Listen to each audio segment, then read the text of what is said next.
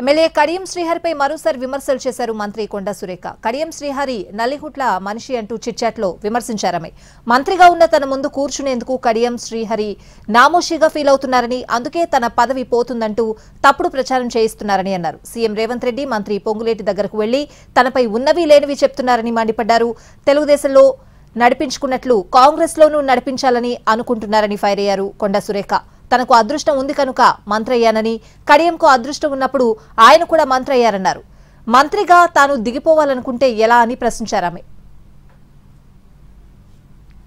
వరంగల్ పశ్చిమ ఎమ్మెల్యే నాయని రాజేందర్ రెడ్డి కూడా కొండా సురేఖ కౌంటర్ ఇచ్చారు. భద్రకాళి టెంపుల్ ఎవరి సొత్తు కాదని అన్నారామె. కొందరు ఆలయం తమ సొత్తు అన్నట్టు ఫీల్ అవుతున్నారని చిట్చాట్లో విమర్శించారు. నాయని రాజేందర్ రెడ్డి ప్రెస్ మీట్ పెట్టి మాట్లాడడం సరికాదని, ఆయన అభివృద్ధిని అడ్డుకుంటున్నారని విమర్శించారు. ఆగమ శాస్త్రం ప్రకారమే భద్రకాళి అమ్మవారికి బోనం సమర్పించాలని నిర్ణయం తీసుకున్నామని చెప్పారు. అక్కడ యాటలు కోస్తారని తప్పుడు ప్రచారం చేస్తున్నారని, అమ్మవారు శాకాహారి అని అందరికీ తెలుసన్నారు కొండా సురేఖ.